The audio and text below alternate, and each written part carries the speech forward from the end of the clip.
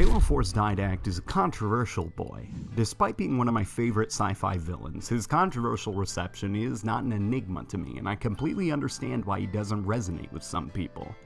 The original trilogy of Halos always followed the rule of cool when designing their stories.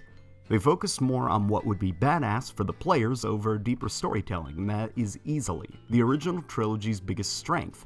I can completely understand why some fans were left confused and polarized by a switch from this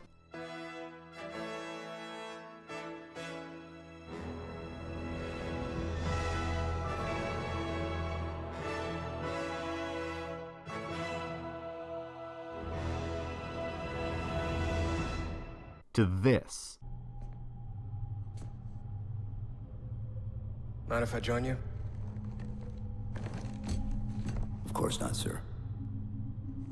To reiterate though, I love Halo 4's campaign, and a big reason that I like the Didact is the same reason I enjoy Halo 4's story. It's a game where almost every character in the game plays a big part in the major themes of the story, being Chief's place in the Halo universe and gaming culture as a whole. A few examples of this are Del Rio acting as a personification of the UNSC 4 years after Chief's supposed death at the end of Halo 3, moving on from this old icon, as his likeness and prowess is soullessly mass-produced, as well as how the gaming landscape in general disregards the Halo franchise as outdated in favor of new games that ironically just ape off of what made the original trilogy so amazing. Or Thomas Lasky, who had his life changed as a young kid by the Master Chief, and grew up inspired by his greatness, just like many of us who grew up with the Halo franchise. And without further ado, let's talk about the Didact in Halo 4, his role in the story, and his part in the bigger themes of the story.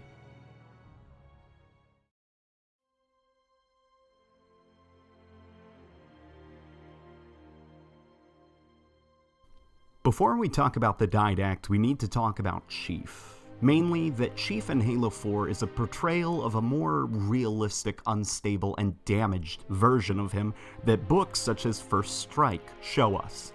In the original trilogy, they never really touched on the screwed up aspect of Chief, that being that he was illegally abducted as a kid, replaced with a clone that tragically died young, so that this boy could be indoctrinated in secret, stripped of his life and loved ones, and forcefully turned into a 7-foot-tall killing machine. Master Chief is a child soldier. The original trilogy ignored this because, to be frank, it wasn't the point of what Bungie was doing. They wanted to give the player a power fantasy, stepping into the armor of a complete badass and set loose on terrified aliens that cower before your might. Halo 4, though, had different goals. It wanted to harshly show how realistically damaged a grown child soldier would be. Outwardly, you see the Covenant flee in terror, but during the calm moments of dialogue between Chief and Cortana, you can see that Chief's personality is completely fractured due to his childhood being screwed with. All those favorite hiding spots you had as a kid, summer breaks from school, girls or guys that you had crushes on, favorite toys, movies or books that inspired you. Everything from your childhood that shapes the person that you are today, Chief was robbed of. He never had a childhood, and let me just say that your childhood is important to the healthy growth of the human brain. If you don't have a proper childhood, it can come back to haunt you as an adult. And as someone who was torn apart, forcefully augmented, taught to murder and feel nothing and be nothing but a weapon for Earth, Chief realistically would be a dark human being under that helmet. Chief is portrayed as antisocial, not comfortable with emotional situations or lending emotional support, prone to unrealistic expectations for himself. Halsey. Chief. We need to find Halsey. Chief, please. And an inability to let himself grieve at the loss of a friend. I've lost people I care about, but never anything like you're going through. Our duty as soldiers is to protect humanity, whatever the cost. His friendship with Cortana acted almost as therapy in a way, like reaching out and bonding with a broken dog. healing his fractured personality over the course of the Halo games and his friendship with Cortana. Cortana's last request to Chief is to recognize that he will have to continue on without her. She can't be around forever, and it will be up to Chief to continue to work towards healing himself and smashing through the armor that he hides behind. Recognizing that he is more than just a soldier. He's a human being, because if he doesn't, if he throws away all that good his friendship with Cortana has done, he will become exactly what he was taught to be, a soulless machine of war. The little boy who was abducted will truly die, and the armor will be all that Chief is.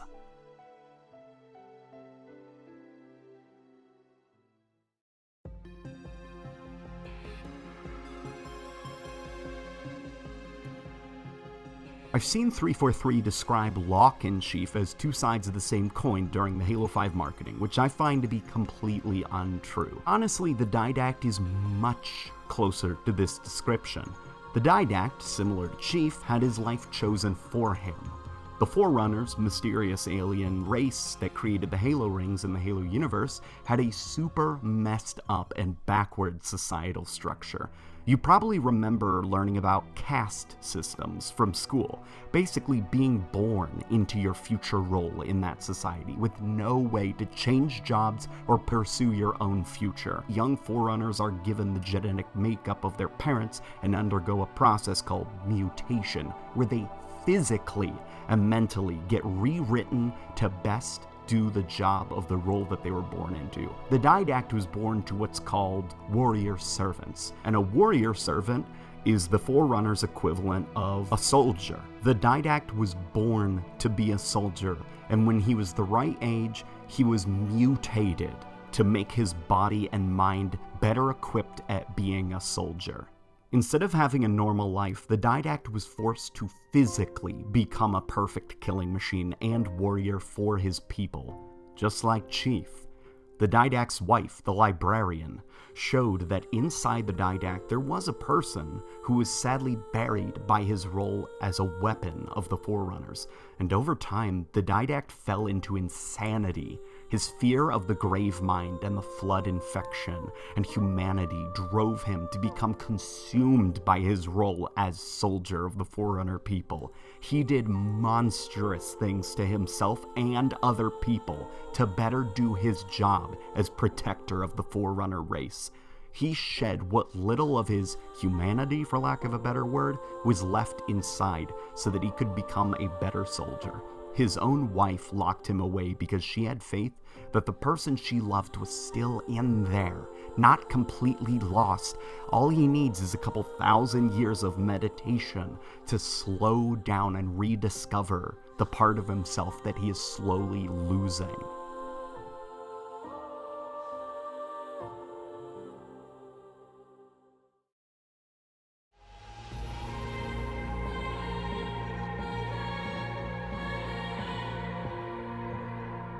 During the events of Halo 4, Chief woke up the Didact from his long prison sentence. The librarian was wrong about his forced meditation healing him. The person inside there was dead, and all that was left was an ancient Forerunner god, eyes red with anger and mind fully committed to fighting for his species, even when his species was no more. The Didact is a sad and tragic figure, whose sole reason for existing is to fight for his species. Even when his species is long dead, he continues to fight, because he has no other reason to exist. His life was chosen for him. He will fight until the day he dies, even when there's no war to fight in. Halo 4 is a story about Chief being confronted with his own future, an old, soulless machine of war, robbed of his youth and perfected for war. This is the future that Cortana is scared of for Chief. The Didact became a soulless war machine that was sharpened for war. And will Chief become the same?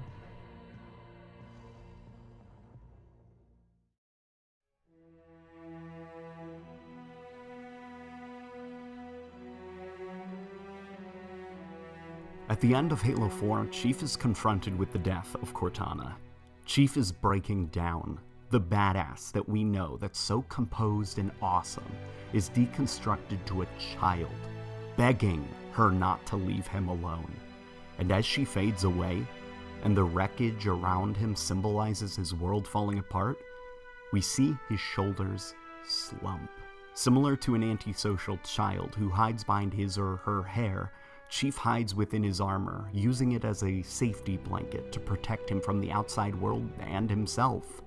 Underneath the cold metal frame, he's a sad, broken child soldier who isn't even emotionally mature enough to comprehend what's happening to him. Lasky tries to comfort Chief on the bridge because Lasky is a man who was saved by Chief as a kid, and he was able to repay that favor as an adult by simply trusting Chief. Well, nobody else would. Now in command of the Infinity after personally informing Earth of how Del Rio treated him, Lasky is confronted with his hero, victorious, but at his most vulnerable. He lets Chief have the entire bridge to himself, and gives Chief a tiny piece of advice: to remember that soldiers are not the armor that they wear. They're people. And this reminds Chief of his promise to Cortana. Chief, I won't pretend to know how you feel. I've lost people I care about, but never anything like you're going through. Our duty as soldiers is to protect humanity, whatever the cost. You say that like soldiers and humanity are two different things. I mean, soldiers aren't machines. We're just people.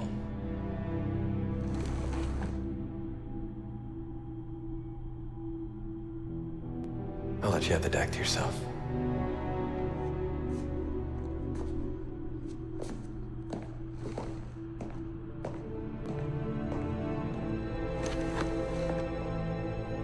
She said that to me once.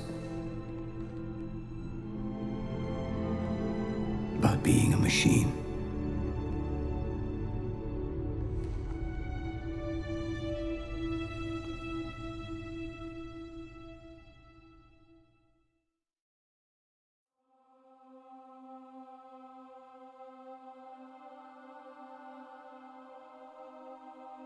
There's a very famous piece of artwork called the Vitruvian Man by Leonardo da Vinci. Inspired by the writings of Marcus Vitruvian, da Vinci depicts a man at the perfect center of a circle, which is a representation of the belief that within the chain of Christian creation, humanity is at the perfect center of everything. We are the perfect balance of life itself. Chief is finally forced to confront the human being that Oni tried to scrub away, both literally and metaphorically. Chief's armor, his safety shield, is slowly, piece by piece, taken off of his body, with the final piece of armor being the helmet. And when it's removed, we are greeted with the shadowed face of a sad old man. And when those eyes emerge from the shadows, will we be seeing the eyes of the little boy who was stolen from his family? Will we see the eyes of Chief, who has finally accepted the human being that he is? Or will we see the cold eyes of a machine of war? When people complain about the Didact in Halo 4's campaign not being as tangible as a villain when compared to, say, Truth, someone that you hate, I can understand the complaints when viewing Halo 4's story as a traditional Halo story. But the fact of the matter is Halo 4 is not a traditional Halo story. For better or for worse, we're not really discussing whether it was smart to make Halo 4 a non-traditional Halo story, but the Didact is not the villain of the story in my opinion. He and Chief are both victims of things outside of their control, but while the Didact was tragically lost, Chief still has time to make a choice. At the end of Halo 4, the Didact actually calls Master Chief Warrior. He recognizes he and Chief are both the same, and he respects Chief for that. He began the campaign talking to Chief like a little child, but grows to recognize that they are both victims of childhood indoctrination in the name of war. And at the end of Halo 4, when they both meet on the light bridge, He actually respects the man that is in front of him. It makes the death of the Didact at the end of Halo 4 even more sad when you see that he died alone. No friends, no relationships, just him and his cold, metal killing machines. If it weren't for Chief's human bond with Cortana, Chief too would have failed. The Didact died alone, fighting a war that was over for thousands of years. And that is the end of that. If you guys enjoyed the video, please feel free to like the video, comment down below what you thought, and as always, share the video around if you enjoyed. The channel growth is really appreciated. I enjoy making these kinds of videos. While sometimes we do need to talk about the negatives of the series, it's also important to look back at some of the positives, such as some of my opinions on Halo 4, and I'd love to go through the entire series, talk about the different positive aspects of the entire Halo series, why we like the series. Sometimes we get kind of trapped in talking about the negatives that we tend to forget why we like the series in the first place. So if there are any topics that you want me to go over in detail like this, in a future video, please feel free to comment it down below, and as always, I'll see you guys on the next video.